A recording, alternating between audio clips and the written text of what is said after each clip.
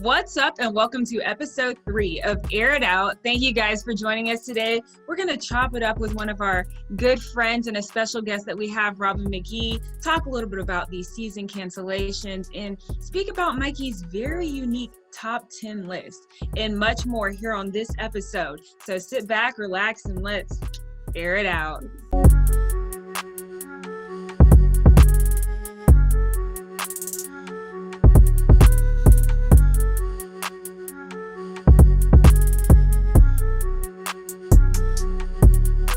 So to jump right in, the MEAC just announced that they are canceling the fall sports for the 2020-2021 season. They're saying that they are student athletes, they want to keep their best interest in mind and really just be mindful of everything that's going on with COVID. So talk a little bit about just what's happening. I feel like they just are following suit, and of course it's more to come. For me, it's not a surprise. I think that by the end of this, when it's all said and done, there really aren't going to be any fall sports. But what do you think is going on?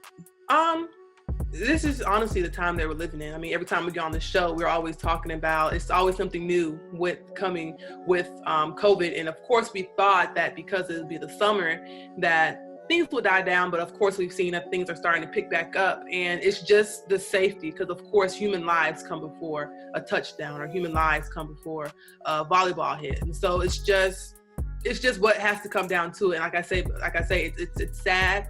Yes, it's sad, but like the MEAC president said, the physical and the mental health of an athlete is the main priority before any of this. And yes, physical is important, but that mental health is even more important, because as a student athlete, you already have a lot going on from your books, from practices, and just being an athlete in general. But now when you have something as big as COVID coming to into play, it's just another thing you have to worry about. And like a few weeks ago, 9 players from FAMU, they already had tested positive. And so it's just like, you just want to consolidate the fire before it spreads. And that's exactly what I feel like MEAC did. And that's really honestly the best decision for them to do it. It's sad, but because there's no Florida Classics, there's no Celebration Bowl. So like all the smack talk that we usually see has to be kept until the next year. But of course, it's something that we should have really. I agree. And I wonder if maybe it's just suspended for now and they might bring it to spring, because they are going to be losing a lot of money. Like you said, all of those classic games that they usually have in the fall that generates a lot of fans, a lot of interest, brings in, and that's a lot of the revenue for the fall season. So it's going to be really interesting to see how they deal with that. And just really, like you said, these student athletes and their mental wellness, because a lot of them, they're going to school to play this sport. This is what they love to do and things like that. And I know that some of the teams, even though that it's canceled, they are still having practices every day for the entire fall season. So that's very interesting to me to see like how that's going to take a toll on these athletes to have practice every day and to be training every day, but really not see any of that reward with the games and the fun part of the sport usually. So that's going to be really interesting to see. And I am praying for each student athlete, because I think it's going to be a tough time, but I think it'll all hopefully work out. It's going to be but then you talk about like those athletes, they're practicing and they're still doing the things that they have to do. But then you talk about that gray area when it comes to eligibility, because they're still practicing and they're still using their year. And so it's just like, do we allow for those same students who didn't get to participate in the fall in actual games? Do they still allow them to have that extra year next fall? So it's like, it's all just sticky. I think an extra year should definitely be a possibility, just because they didn't play in any games. Like usually trainings and practices don't count towards that eligibility. So I'm hoping that they can have that option like the seniors had in these past spring sports of 2020 to come back and do another year and play another year if they want to. But yeah, I think the eligibility, it's all going to be very interesting, that gray area that you talked about. So now we talk about spring, but then the SWAC, they're still holding on to this hope of having football, and they're saying that they want to take their football season and move it on to the spring, which is a great idea if things have calmed down by now, because as we always say, those big payout days, the president basically saying he just can't miss out on the big payday that comes from their big classics, especially the Magic City Classic and the Bayou Classic. And I completely agree with him. If things go right, if everything by January is where it needs to be, if everything has calmed down, why not take the fall sports and bring them onto the spring? Because just imagine having the Bayou Classic in January mixed with all the festivities with Mardi Gras. Like, that's two big crowds coming together, and that's like, I feel like it'll make it even more lit, more big of a payout. And so it's always, you also like, it's have to be optimistic for the future. And that's, I think that I really like the SWAC's plan of being optimistic, of saying, yes, we understand what's going on now, we have to say no now, but there's always hope for that future. So I really appreciate what the SWAC is doing. I mean, I like the plan. The one thing that concerns me is just the fact that I don't know how many sports are now going to be in spring. So I feel like they're going to have a bunch of different sports competing. You have football, people that don't usually compete during the springtime, and that you have athletic trainers and directors and stuff like that. They might be pulled different directions, and I don't know how that's really going to work out, like the logistics of all of it. It might be really kind of chaotic. I mean, awesome, and we don't want to see football completely just be canceled for this season, but it's going to be really, I think, hard for so many sports to be playing at the same time. But like you said, with the Bayou Classic and stuff, if it's around Mardi Gras, I think that would be such a cool experience. So, I mean, it's going to be really interesting to see how that plays out. You talk about all the sports that have to be played, and like, just from a personal experience, like, I know for a communications department alone, the fall season is hectic because you have your soccer, you have your football, and you have your volleyball, and you have your cross country. And out of all those sports, football takes precedence during the fall. So therefore, if you don't have a strong communications team, you're being pulled both ways because you have to cover so many sports that's going on at once. So if you take that and you push it over to the spring, now what's taking precedent is football, basketball, then you have baseball and softball. And so I remember there were times where I had to be at a basketball game and then go do stats for baseball, then go do stats for softball, and then track back and come back and do sideline for basketball. And so, like you said, that's just one prime example of not the chaoticness, but how much happens, because you don't see what goes on behind the scenes. Yeah, behind the scenes. So many different departments are going to be pulled in so many different directions. That's such a good thing. If you don't have a strong department, like, you're going to sink. And if you don't have a department that's able to come together and work with one another, it's going to, so it's just like it's good, but then you all have to think of repercussions. But I know that's what SWAC is doing now. I know the MEAC, they haven't said anything about it, but I know that's probably some of the things that they're thinking about, will these HBCUs be able to handle basically putting a full year of sports into one semester? Exactly. And then you have to consider things like travel accommodations and getting charter buses for all of these teams. And it's so much that's going to go into it. So people are going to be pulled a lot of different directions, but I'm very confident that they'll work something out and just hopefully have these student athletes' best interest in mind with all of it. Because you can't have the athletic scene without a student athlete. That is the main reason. So last week, Corey and I got the honor and the privilege to talk to one of our closest friends, Miss Robyn Magee. Now, Miss Robyn, she is a flipper. Not so much like in the water flipper, but she is a past gymnastics athlete. And now she's taking her athletic abilities and turning into coaching. And now her big initiative since she's graduated is getting HBCUs and gymnastics together. And Corey and I are 100% behind that idea, so it was only right that we get her on the show. Now, when we speak about gymnastics, when that conversation enters the room, I'm sure that lovely ladies like Simone Biles and Gabby Douglas proudly takes their seats within this conversation because, you know, African Americans in the world of gymnastics are no strangers. There's been multiple Black and brown individuals who have dominated on the balance beam, who have dominated on the ball, who have dominated in floor exercises. But the question is, if we can dominate in this sport, why isn't it home with us? And home meaning, why can't we have gymnastics within HBCU culture? And today that brings us to our special guest, who is no stranger to Corey and I, Miss Robyn Magee.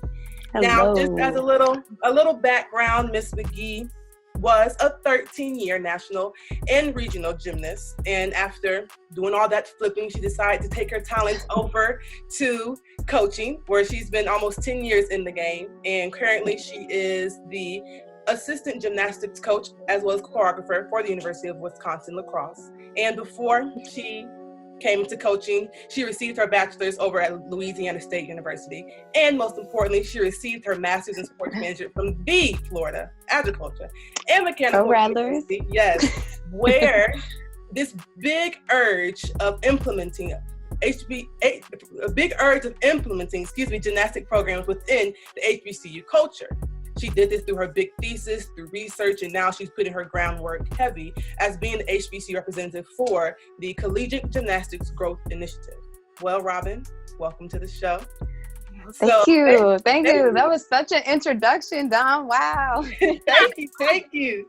So basically, just give us a big idea, a big picture of what it means to be the HBCU representative for the CGGI. Yes. So I have been, pursuing trying to get gymnastics at HBCUs since I was trying to go to college. Back when I was 16, I was trying to get recruited. And at the time I had my heart and soul set on going to Division I institution. And, I've had HBCUs running through my family since I knew, like both my parents went to an HBCU, my brothers went. So for me, it was really hard for me to decide what I wanted to do. Did I want to pursue the dream of going to an HBCU, or did I want to pursue, going all out and doing college gymnastics? So this has been a part of my plan since I was 16 years old. So it means the world to me to be a part of the CGGI. Brandy Lane is the chief executive director over the organization, and he kind of gave me, this representation for HBCUs, knowing how passionate I am about it. He was like, this is your baby. So whatever you do with it, this is what you do. We're going to have your back. We're going to support you. So it's been a great journey so far. It's been challenging, I will say, starting the conversation, having the dialogue, with athletic directors, senior women administrators at all these different HBCUs, trying to get them on board with the opportunity. So, but it's my thing, and I'm going to keep rocking with it till somebody do it. Somebody's going to do it. Just know that. Somebody's got to do it. Somebody's going to do it. Love that. So like you said, you've been speaking to the athletic directors and different people across the country. How receptive have these people been to this thought of having gymnastics in HBCUs? Right. It's been very great conversation that I've had. The dialogue has been very informative, especially when we talk about, what are they looking for when we're implementing any new sport in HBCU? What are the expenses? What are the, what is the potential revenues can the sport bring to the school? I've had very great conversation with certain athletic directors who are open to the opportunity. They're just looking at maybe longer down the road. Maybe this is going to be in the next 5 years, things like that. So it's promising and it's hopeful. But again, the biggest challenge is that barrier of funding. How are we going to be able to afford this sport? It's a very, so to speak, dangerous sport. There are some liabilities that are, attached to that. So, but I really will say that all the conversations that I've had thus far has been very helpful within my journey. Even if it's a no, or we are not able to do it at this time, they're also giving me feedback on what I can, implement into my program, or implement into my PowerPoint or my research that can help me within the next conversation that I have with another athletic director. So. Exactly. And so you would say that probably the biggest barrier thus far would just be the expenses and how expensive it would be. Yes, the expenses for sure. And then also, since, no other HBCU has the sport, who are we going to be competing against? Are we only going to be, focusing on Division I athletics, which is, this big pool of schools who have top tier talent? So it's looking at that. But then also, how are we going to be able to compete against other divisions? If we're a Division I institution, can we compete against Division III and Division II if we're the only gymnast or gymnastics program in HBCU? So it's looking at a lot of different factors that correlate within the expenses. So it's like when you break it down and you really try to look at it from, how are we going to attack each of these items?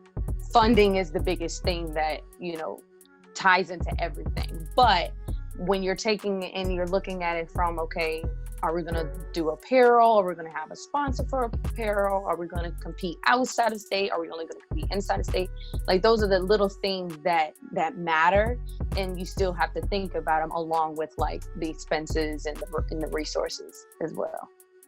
Definitely. And so, you have footballs and the basketballs and HBCUs, and they're huge deals. How do you think the gymnastics will fit into that energetic HBCU culture? Do you think that there would be a lot of fans that have attract a large fan base? Well, listen, I can speak biasly, I can speak objectively with all of this. Gymnastics is one of the most entertainment sports to watch, whether it's live on television. I've asked all my friends, family members, even people who don't know what gymnastics is, when they see a video or any inspiring highlight from a gymnast, they're like, wow, that is really insane what these young ladies and young men also are doing. So for me, I went to LSU for my undergrad. I saw that some of our gymnastics meets held a lot more attendance than some of our basketball games. And that speaks volumes when you're thinking about what are the revenue generating sports, what are the most popular sports at all institutions: football, basketball, and somewhat track, And so when you compare and contrast the attendance between a gymnastics meet and a basketball game, that speaks volumes to me. So I'm like, it could really bring in I feel like a pool of people if we just had the opportunity presented. Now, if I'm proven wrong, if an HBCU decides to add gymnastics and there's not a lot of attendance or it's not as popular as they thought it would be, I would accept that. I would accept defeat and I would be able to be okay with that. But if we've never tried, if we've never put in the effort, and in some programs they've tried and just it fell off the wagon, But I feel like now and today we have a lot more support. We have a lot more resources to get this thing going. I think it could be a great benefit to any HBCU to even think about it. Like, we get excited when we see the cheerleaders running and flipping down the field. They're like, okay, girl, you flip down that field. So imagine if we had a whole arena that is dedicated to that specific event with 3 others, So. I 100% agree. When I at UF, that was my favorite thing to go to with the gymnastics meets. It's absolutely so entertaining. I don't think people understand that. I hope everybody, especially HBCUs, get the opportunity to kind of experience that. A gymnastics meet is so much fun. So I really appreciate and love what you're doing. Can you just imagine Absolutely. an athlete doing a floor exercise with the March 100 in the background playing your music? Thank you. That is, it speaks volume. There's actually a young lady, her name is Nia Dennis. She goes to UCLA, and she incorporated Beyonce's Homecoming, her whole concert, all the songs and everything into her floor routine. And when I tell you this girl got on Ellen. That's how popular her routine became. And it was just for us, knowing that type of vibe was all HBCU culture. All HBCU, that whole routine, what Beyonce did, we know hands down that came from the inspiration of what HBCUs are all about, our tradition, our culture.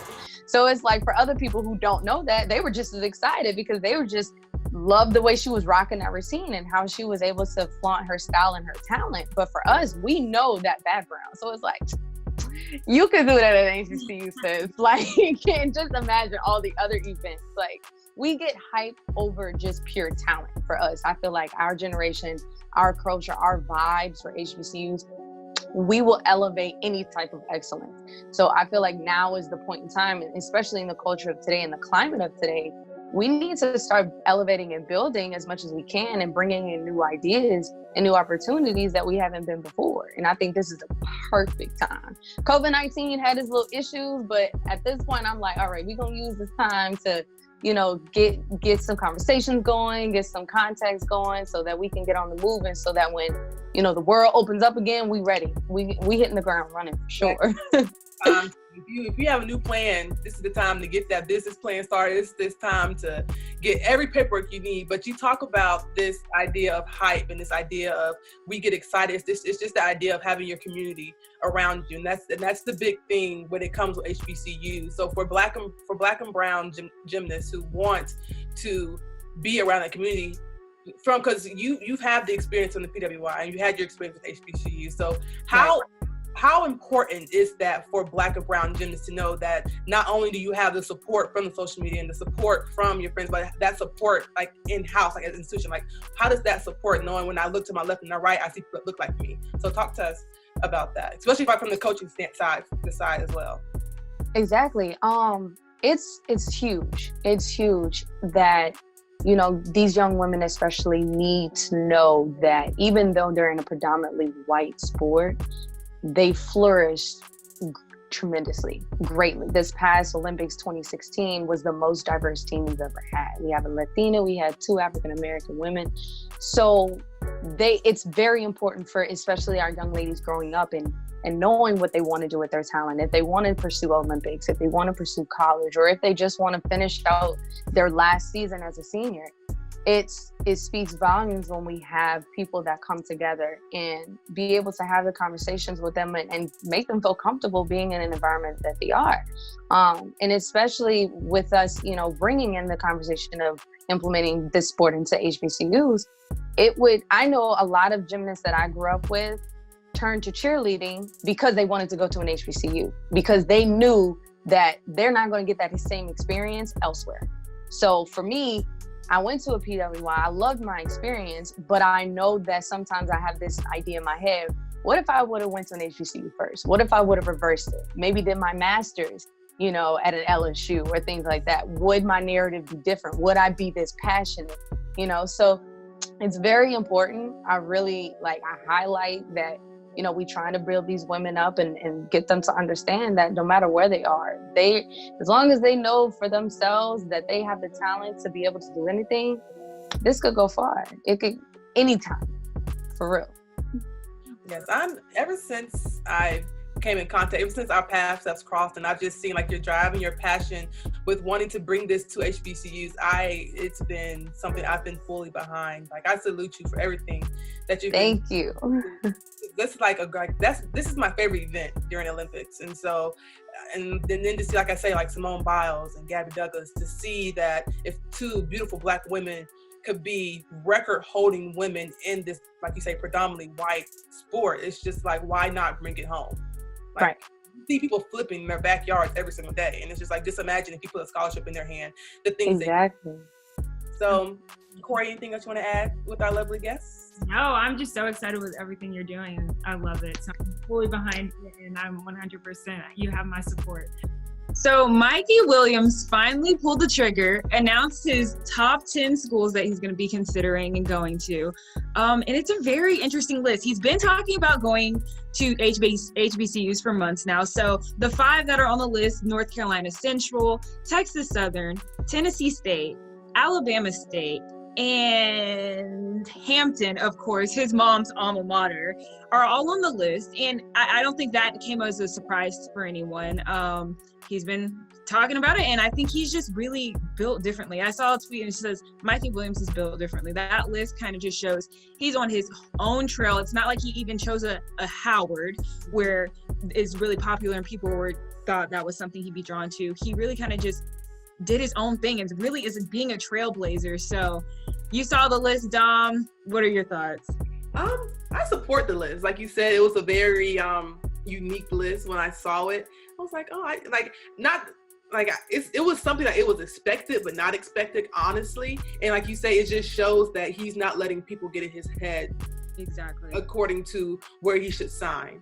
Because he's going to sign, I feel like out of the whole list, the one that I already expected, because it was Hampton, because of the history because of that school that was in his family, because of his mom. But other than that, all the other lists were great. Choices that he has. So wherever he goes, I will be fine. I will be definitely and fine. It's not only the HBCUs on the list that kind of were like, whoa, he has like a Memphis, San Diego State. These aren't your powerhouse Kentuckys and Dukes on the list. Okay, you have a Kansas on there, someone like that, and Arizona State and USC. But I think with a Memphis on the list and Alabama State on the list, Mikey Williams, of course, has that one goal in mind, and that's to go to the NBA. And both of those teams, you have Memphis coached by Penny Hardaway, you have Alabama State now coached by former NBA player Mo Williams as well. And so I think that with those 2 on the list, it kind of shows that has one goal in mind and wants to be coached by the greatest and people who have that experience where he's trying to go. And I think it makes sense. And I'm very excited to see what he ends up choosing, because it's a very interesting list. And I think it's really great schools on there. So it really is. And every week it's like we have another NBA player or just another athlete in general adding to the bandwagon of getting Mikey into HBCU, or just athletes, period. DeMarcus Cousins, he gave out his big hoorah to Mikey and just all athletes in general, saying this is what you should be doing, do it, keep doing what you're doing. And so like I say, it's just great that it's just reaching a big platform. And I know we talk about it every show, but it's just something you have to talk about because it's something that's ever present, it's ever happening. And just to say that, I mean, look at Makur. Shout out to him. He's been the first for a long time to ever do it. He made that big jump to committing to Howard. And he's been saying in interviews, he's just basically saying, like, I don't understand what the book hoorah is, because it's like, right, it's something that should have been done. And I completely agree with him. And he was just like, when he toured Howard, the culture and the history and all the legends that came from Howard, like that's what really drew him to his final decision. And the thing is, a lot of these people are saying congratulations, and a lot of these people are saying we support, we say, but there's a lot of it's a sticky area. A lot of not like backhanded congratulations. It's like it's saying, like, congratulations to you, but are you sure that these HBCUs are going to be able to give you the exposure that you think that you need? It's like the but. That's but is like negating everything that you just congratulated him for. It's like but, and then trying to like give him this seed of doubt, like, but is this really the right decision? It's kind of like, who are you actually, what side are you on? Like, do you want him to go to an HBCU and get that full experience, or do you think that only powerhouses can bring people to the leagues and to be a professional player? Because that absolutely isn't the case. There are plenty of players that have gone and succeeded in the NBA, in the NFL, from HBCUs without having all of this exposure that you guys think that they need from a Kentucky or a Duke or something like that. So it's like, what is the issue? What is the but for? Are they really? Your talent is going to speak for yourself. Speak for itself. It has the school. You have the talent, and like to talk about that, Dwayne Wade, one of my favorite players. I love that man to death. He is definitely the Flash. And he said, love the move he made, and I hope other black athletes choose to do HBCU. But the college basketball and everyone else had to do their job to make sure that the HBCUs are pulled up from the dirt, because that's where they are right now. What? Bro, what are you talking about, man? I feel like everybody was with him until he said HBCUs are pulled from the dirt. And when I saw that, I mean, my Twitter, my HBCU community was in a rampage. It's a slap in the face. It's like another backhanded comment, because you understand where he came from, and granted, there is some validity to what he says. And granted, Bird Gymnasium, which is Howard's gym, they only house less than 3,000. They only house less than 3,000 fans. But there are many more auditoriums. That was his biggest thing, was saying TV exposure, audience reception. He won't be able to be seen on a big platform. He completely overgeneralized. Like, of course he had great intentions. We understand that it's not the typical move where you would usually get that. And that kind of is the point of all of this. But to say that it's being brought from the dirt, you have so many gymnasiums around the country from HBCUs that have just, the schools in general have so many great facilities, and to say that it's in the dirt and to bring it up from that, okay, maybe they can improve in some areas, but the dirt, like, that's very much a slap in the face to HBCUs and kind of just like discrediting everything that they can do and for a player and player development and things like that. And Makur, he came back when he heard that what Wade said. He basically was saying, like, no knock to Dwayne Wade, but playing in Howard's high school facilities didn't hurt Kobe, KG, or Bron. Most facilities in Australia are like Howard and mid-majors. Didn't hurt LaMelo or RJ. So if Ja Morant brought TV to Murray State, which he did, then it's about your game. Send Zaire to an HU. So that little dig he had at the end saying send Zaire to HU, because he's getting offers from Power Fives. And so Makur's basically saying, like, hey, Ja Morant can bring the cameras to the little town, to the little school of Murray State, I know I can do it too. I love that. Like, I legitimately have no issue with what he said, and what he said was completely right. Completely. I love right. that. And it's so true. You had players coming from high school before this. You don't have to go to these big names, big coliseums to get exposure. They'll come to you. Your talent is going to precede all of that. They'll come. They'll fall. It does not matter. Like, I don't know. That's just kind of ridiculous. And like I said, like we said, like, we both understood like where he was coming from. We both understood what he was saying. But to say that it's just like we just can't provide, like, we're gonna do what we gotta do for our people, period. And so apparently, like, I guarantee you, if accommodations will be made to make sure that he is given the rightful exposure that he needs. And think about it, Howard's is in the MEAC. One of the biggest broadcasters for the MEAC is ESPN. They get at least 4 games broadcast on ESPNU. So I guarantee you, if ESPN wants to get him on the main stage, they will make that happen, because we're within the MEAC is with ESPN. So therefore, there's nothing. It's not that hard. It isn't that hard, and especially with how accessible technology is these days, for just a regular person who could just film it on their phone and put something on YouTube. Or it's not. We are not back in the time where you had to be there, or the main networks had to broadcast, or you can't see. There are other ways. They'll figure it out, and I don't think that that's going to hurt his chances of going to the NBA by any stretch of the imagination. So NBA already has 2 HBCU born and breds playing right now for them. And so it's just like, when you're blessed with the talent, understand doors and ways will be made for it to be exposed to the audience that needs to see you. And so it's just like, thank you everyone for the congratulations that you've been given, but just say congratulations and go. Last episode, we talked a little bit about these players and professional players needing to use their platform to initiate change in America, and everything that's been going on with the Black Lives Matter movement and things in that regard. We have 2 players that have been in the spotlight lately, Kenny Stills, Maya Moore. Kenny Stills got arrested for protesting Breonna Taylor's murder outside of Kentucky's Attorney General's house, and him and 86 other people ended up getting arrested and facing felony charges for just peacefully protesting. He went on later that day after the felony charges were ultimately dropped, and he said, he tweeted, this is, his exact words were, "This is good trouble."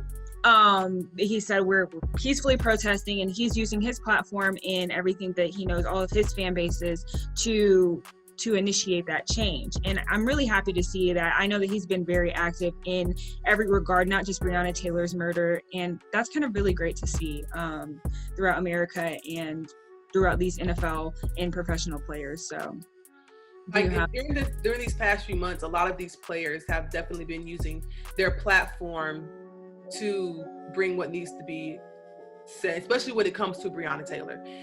Just look back, you see like a lot of these NBA players, now that they're within the bubble, during their press conferences, they're like, we don't want to answer any questions. It's great to be here playing basketball, but at the same time, I want to keep focused on what's really important. And Breonna Taylor murderer is still roaming around free. So. And I really appreciate them for doing that. And that was just for the NFL and the NBA, that was just basically like their main goal, is saying like, I understand, like, y'all want us to come back, but we want to make sure these athletes have that right to publicly say what they need to say and express how they feel. But granted, like, the repercussions were bad, yes. Did it have to go that far? No, because it was a peaceful protest. But like I say again, these are just the times that we're living in, and he's just going to be out there and doing it again until things happen and things change. And as you mentioned, like the NBA, I'm kind of glad that they kept their word in a way, because they said, if we do get back to playing and resume playing, that's not going to distract from everything that needs to go on with criminal justice reform and everything that's going on with Black Lives Matter movement. So it has been really good to see them just sit down and keep that word that they said they would, and not really comment on anything basketball related, but still focus that attention on what is most important right now. Definitely. And then we talked, so you mentioned Miss Maya Moore, and she is a great WNBA player who last year she announced that she was taking off the whole entire season to help out Mr. Jonathan Iron, who was serving 20 years of a 50-year burglary sentence, and he was wrongfully committed. So then she took it upon herself because she knew him through her ministry work that her family and that her family does. And so she took it upon herself to use her platform to help him be acquitted. And just last month, he was set free. A few weeks ago, he was set free. And so that was very, very, very great to see. That just shows again how athletes are using their voice, they're using their platform to do what's right. And then she even most recently made the announcement to say that for the 2020 season, she won't play either because she wants to continue on bringing awareness to criminal justice reform. She wants to show that this is what we need to be talking about. This is what needs my attention right now. And she said in an interview that like she's okay with not playing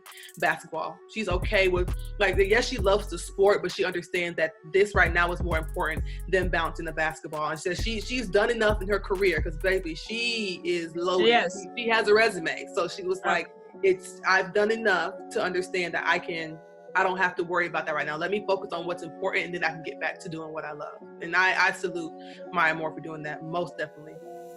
Yeah, I completely. Maya Moore, what she did, even announcing last year when this Black Lives Matter movement wasn't popping, that she's going to take time off to focus on this. She was seen as crazy because, like you said, Maya Moore is loaded. Her resume, she's 4-time WNBA champion, won the 2014 WNBA MVP. She has 2 Olympic gold medals, won championships on championships at UConn. I've looked up to her since I was literally 10, watched her play in high school. She's been just always such a role model for me. And it is so just beautiful to see that she is using her platform and her talents that she has kind of built up over her course of her years of living. And now taking that to something that is more important and focusing her talents on other people and doing good for the community. Because I think, what is it ministry work that it is? It's with ministry and her family's church. So I am just so happy that she continues to be a role model on and off of the court. Like I say, it just emphasizes LeBron James' tweet that he did that he said a few months ago, saying that as an athlete, your job is to speak out on the things that people are afraid to speak out about, and to basically put your money where your mouth is. And that's exactly what Ms. Moore was doing. So I salute her and everything, all the best things she had. I give her best endeavors and best wishes.